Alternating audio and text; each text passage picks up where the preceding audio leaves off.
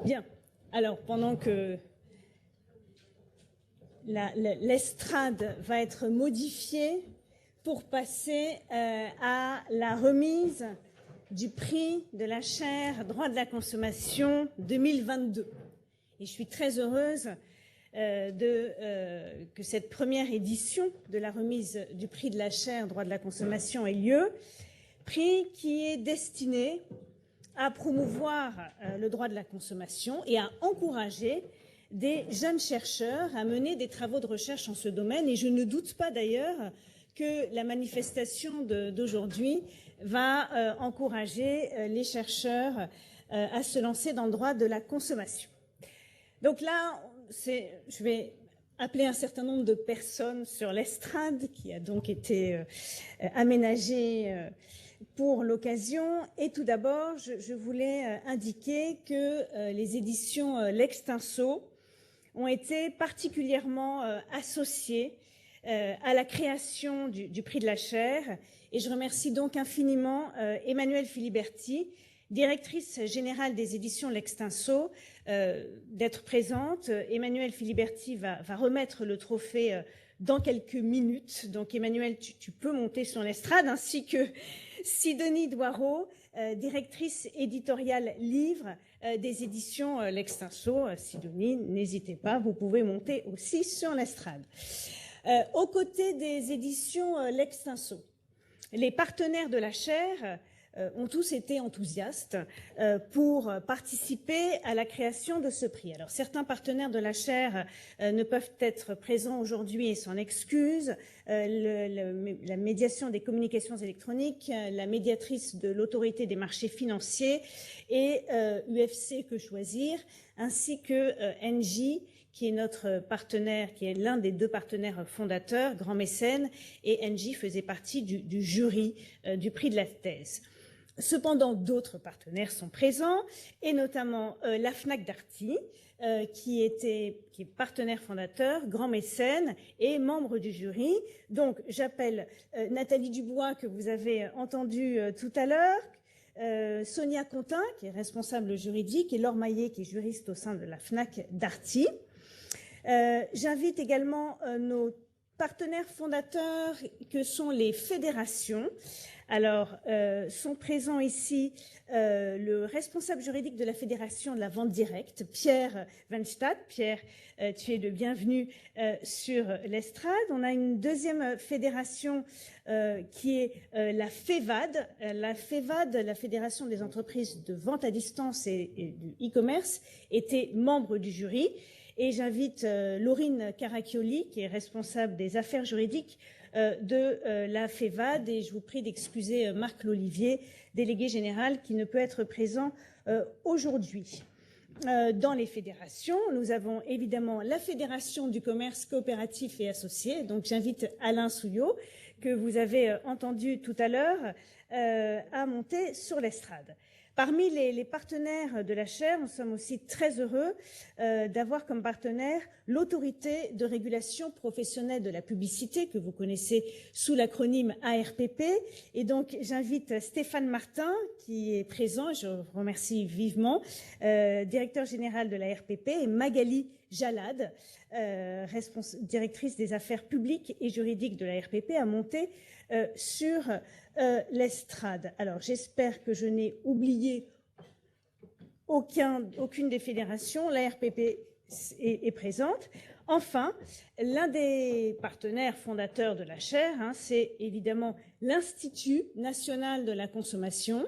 Patricia Fouché n'a pas pu être présente aujourd'hui, mais je suis très heureuse qu'elle soit représentée par Françoise Hébert-Vimard, que j'invite à monter également sur l'estrade.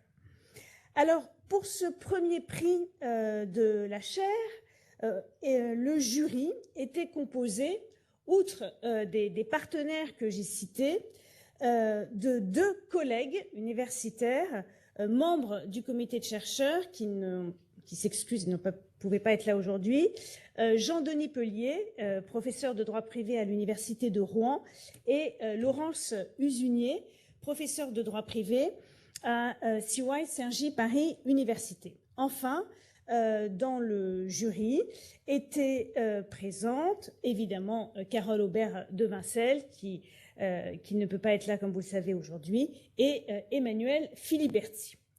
Alors, le jury a reçu d'excellentes thèses en droit de la consommation pour cette première édition.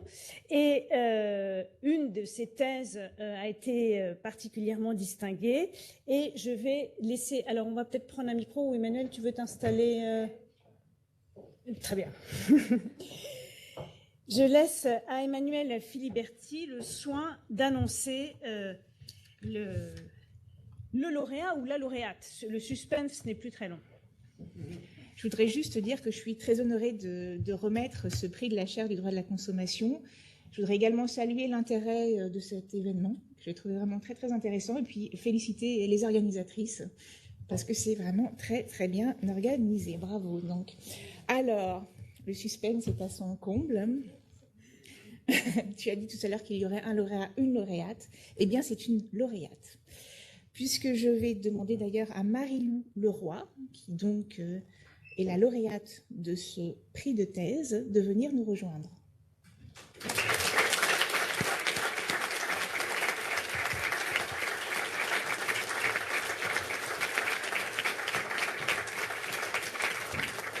Donc Marie-Lou Leroy a présenté une thèse et soutenu une thèse à Paris-Saclay le 14 décembre 2021 sur le sujet de la loyauté des plateformes à l'égard des consommateurs. Vous nous en direz quelques mots tout à l'heure. Son jury était composé, enfin, la thèse était déjà dirigée par Célia Zolinsky et Natacha Sofanor, et le jury était composé de Valérie-Laure Benabou, de Grégoire Loiseau, de Juliette Sénéchal, de Xavier Delpech qui est parmi nous, je crois. Voilà, donc félicitations, mademoiselle. Je vais vous laisser, d'abord je vais vous remettre ces prix. Faut-il ouvrir la boîte? Il est conseillé d'ouvrir la boîte? C'est-à-dire que la lauréate va l'ouvrir. Voilà, je voulais l'ouvrir, mais je vous laisse l'ouvrir.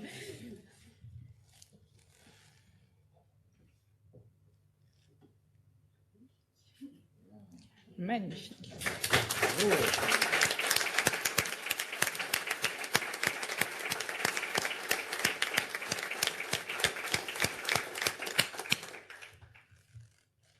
Et je vous remets également cette enveloppe. Et je vous laisse ma place.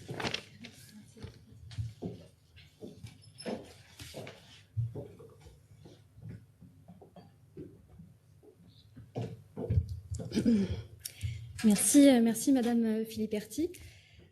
Mesdames les directrices de la chaire et Monsieur Marot, Mesdames et Messieurs les professeurs et les enseignants-chercheurs, Mesdames et Messieurs les partenaires et les membres du réseau professionnel de la chaire, cher public, c'est un véritable honneur de recevoir ce premier prix de la chaire droit de la consommation. Je suis très heureuse et je remercie sincèrement les personnes impliquées dans la création de ce prix. Alors pour la petite anecdote, j'avais failli ne pas décrocher à l'appel de Madame la professeure Aubert de Vincel, m'annonçant la bonne nouvelle parce que je croyais recevoir un énième appel visant à dérober mes crédits CPF malgré mon inscription sur la plateforme Blocktel. Et il me tarde à cet égard de lire la prochaine publication de la chaire sur la sollicitation du consommateur. Alors permettez-moi tout d'abord d'adresser mes vifs et sincères remerciements à Mesdames les professeurs Zolinsky et Sofanor-Brouillot qui ont dirigé mes travaux avec beaucoup de bienveillance et de disponibilité. J'ai beaucoup appris à leur côté et n'est-ce pas le propre de la vie. Je tiens aussi à saluer Monsieur Delpech qui m'a fait l'honneur de siéger à mon jury de soutenance. Par ailleurs, je tiens à remercier Mesdames les professeurs Aubert de Vincel et Sofanor-Brouillot qui dirigent la chaire avec beaucoup de passion, je le sais, ainsi qu'Olivier Marot pour l'organisation de ce bel événement. J'ai suivi avec beaucoup d'intérêt les travaux et les événements de la chaire droit de la consommation depuis sa création. Cette chaire unique en France est une référence pour plusieurs raisons. En premier lieu, elle réunit une grande partie des spécialistes français du droit de la consommation grâce à son comité de chercheurs, ses 10 membres fondateurs et son réseau professionnel. En second lieu, elle permet et permettra de faire évoluer le droit de la consommation qui nous concerne tous aux nouvelles pratiques et à une ère cruciale pour notre planète. Encore une fois, toutes mes félicitations pour pour cette chère et longue vie à elle. Je vais désormais vous exposer ma thèse en plus de 180 secondes, je m'en excuse par avance. Les relations entre les plateformes et les consommateurs sont les sujets de ma thèse, comme vous pouvez le voir sur le slide. Et les plateformes sont des services d'intermédiation en ligne de la société de l'information dont les modèles divergent. Ces opérateurs couvrent un large éventail d'acteurs tels que les places de marché, les moteurs de recherche, les réseaux sociaux ou encore les systèmes d'exploitation. Certains auteurs annoncent l'avènement d'un droit des plateformes. Et il est vrai que plusieurs textes européens et nationaux ont contribué à l'émergence de la catégorie de plateformes, étant précisé que se dessine désormais une distinction, comme ça nous l'a été rappelé, entre les plateformes, les très grandes plateformes et les contrôleurs d'accès au sein des règlements sur la législation sur les services numériques et sur la législation sur les marchés numériques. Il s'avère néanmoins possible d'identifier des caractéristiques communes entre ces plateformes, dont la principale est qu'elles reposent sur l'intermédiation. L'étude est centrée sur les relations des plateformes avec les consommateurs puisqu'ils constituent l'une des faces de leur marché. Alors cette analyse se justifie doublement. D'une part, les consommateurs comme vous et moi représentent les utilisateurs les plus nombreux des plateformes et aucune thèse n'avait encore été rédigée sur leurs relations. D'autre part, une obligation de loyauté informationnelle des opérateurs de plateforme a été initialement introduite dans le droit français de la consommation. L'encadrement des plateformes est analysé au prisme de la loyauté en tant que notion fondamentale du droit des contrats.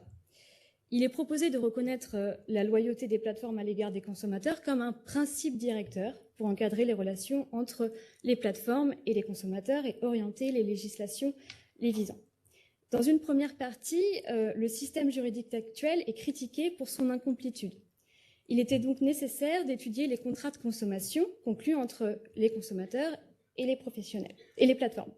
Or, lorsqu'un consommateur conclut un contrat avec une plateforme, il conclut un contrat de consommation qui est particulier, en raison notamment des relations triangulaires, de l'exploitation des données personnelles et du niveau d'intermédiation de la plateforme qui dépasse bien souvent le courtage. Il a pu être démontré que la loyauté est un concept d'ores et déjà présent avant la formation du contrat, avec les obligations d'information précontractuelle de la loi pour une république numérique et de la directive Omnibus. Et la loyauté est aussi utilisée pour débusquer les clauses abusives. Cependant, la protection des consommateurs au niveau contractuel n'en demeure pas moins partielle. Et on peut déplorer, par exemple, que la transposition de la directive 2019-770, qui est relative à certains aspects concernant les contrats de fourniture de contenu ou de services numériques, ne soit pas applicable aux plateformes. Et la protection des consommateurs, elle n'est pas aussi assurée au-delà du contrat. Pourquoi ? Eh bien, tout simplement parce que l'économie des plateformes, c'est avant tout une économie de l'attention. Et ces effets sont multiples et l'une des principales manifestations sont notamment les publicités ciblées qui suivent chacun d'entre nous sur la quasi-totalité des plateformes qu'ils consultent. Et le droit de la concurrence a quant à lui démontré son insuffisance concernant l'encadrement des plateformes dites structurantes. La première partie a aussi été l'occasion de ma thèse de proposer des idées nouvelles à partir de concepts doctrinaux qui sont déjà existants, comme le contrat d'existence, aussi dit contrat crucial, selon une expression qui est proposée par Madame le professeur Fabre-Magnan. Alors, il s'agit de contrats qui établissent des relations de longue durée et qui sont des contrats permettant de se procurer des biens et des services essentiels, comme par exemple un contrat de travail, le contrat de crédit à la consommation ou encore un contrat de bail. L'idée peut paraître de premier abord assez fantasque. Toutefois, elle me paraît refléter une réalité qui est celle que la plupart des utilisateurs utilisent de manière quotidienne des plateformes, soit par exemple pour rechercher des informations sur un moteur de recherche, soit pour maintenir des relations amicales ou professionnelles sur un réseau social. Elle présente aussi le mérite de proposer un régime qui met au centre la considération de la personne et qui met l'accent sur l'équilibre qui doit régir ces relations. C'est un contrat qui est aussi plus protecteur que le contrat d'adhésion tel qu'on le connaît. Les développements sur le contrat d'existence ont été exploités dans la deuxième partie de ma thèse qui propose un système nouveau. Pourquoi système nouveau ? Eh bien parce qu'il repose sur une régulation systémique qui prend en compte la dimension écosystémique des plateformes et qui nécessite d'engager plusieurs acteurs. Donc les États, bien sûr, les plateformes et puis plus largement les utilisateurs. Il n'est pas question de rebâtir entièrement le système, mais d'améliorer celui en construction au niveau européen à travers les législations sur les services numériques et sur les marchés numériques. En tant que principe directeur, la loyauté devrait être déclinée afin de renforcer le système en construction dans l'intérêt des consommateurs. Et au-delà de la transparence des pratiques des plateformes, qui est l'approche prônée dans le règlement sur la législation sur les services numériques, je propose d'instaurer une compréhensibilité et une contestabilité des pratiques. Je formule aussi des propositions afin de renforcer les obligations et les interdictions du règlement sur la législation sur les marchés numériques, de même que les règles relatives à la publicité ciblée, qui constituent, comme vous le savez, le cœur économique de nombreuses plateformes. De manière plus novatrice, je recommande également de créer 2 nouveaux droits A, à savoir le droit à la protection de l'attention et le droit à l'interopérabilité de certains services de plateforme. Concernant le droit à la protection de l'attention, il s'agit d'interdire les fameuses interfaces trompeuses dont on a parlé. Il s'agit également de permettre aux individus d'agir sur l'architecture afin de déterminer la manière dont son attention est captée, alors que ce pouvoir réside actuellement entre les mains des seules plateformes. Par ailleurs, le droit à l'interopérabilité de certains services de plateforme pourrait offrir aux consommateurs la possibilité de sortir d'un écosystème captif et d'utiliser la plateforme de leur choix. Et enfin, pour assurer son effectivité, la loyauté des plateformes dans l'intérêt des consommateurs doit être garantie par des instruments de contrôle et de sanction. Ici encore, il a été choisi de retenir une approche pragmatique, puisque les 2 règlements s'inscrivent dans la logique dite de la compliance. Pour autant, l'approche qui me paraît la plus convaincante n'est pas celle de s'en remettre totalement aux plateformes, et au contraire, dans une logique dite de régulation systémique, il est nécessaire d'instituer une forme de co-régulation avec les pouvoirs publics et les utilisateurs, et cette approche se veut complémentaire de la réglementation, et elle est notamment assurée par l'instauration de sanctions élevées. La loyauté pourrait plus généralement devenir un principe directeur du droit du numérique, et cela permettrait d'assurer une cohérence entre les nombreux textes en construction au niveau européen, comme la proposition de règlement sur la législation sur l'intelligence artificielle, ou encore la proposition de directive visant à améliorer les conditions de travail dans le cadre du travail via une plateforme. Je vous remercie de votre attention et encore une fois, merci beaucoup.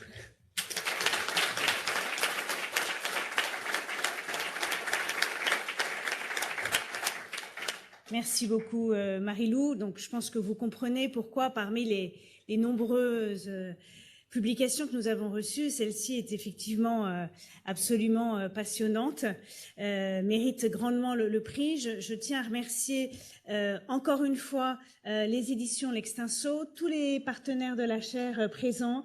C'est notre premier événement et qui ne soit pas un webinaire, donc on est vraiment particulièrement heureux. C'est très festif pour nous et justement nous allons vous proposer de continuer cette ambiance festive autour d'un cocktail.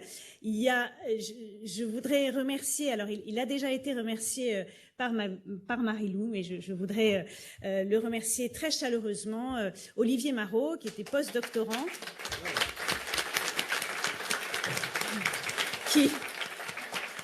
qui a supporté Carole Aubert de Vincel et moi-même depuis 2 ans. Et donc, c'est un exploit. Nous sommes très heureux aussi d'accueillir notre nouveau post-doctorant qui est là. J'espère que vous allez rester au sein de la chaire, Ronan Bretel. Merci beaucoup d'être présent.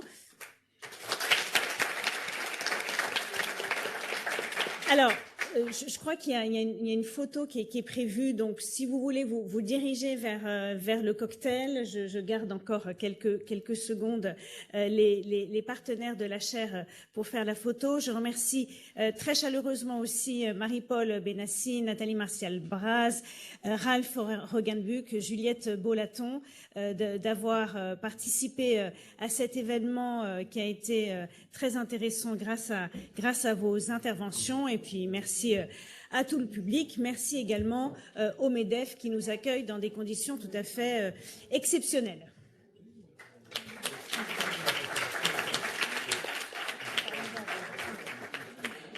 Olivier. Olivier, vous êtes attendu pour la photo.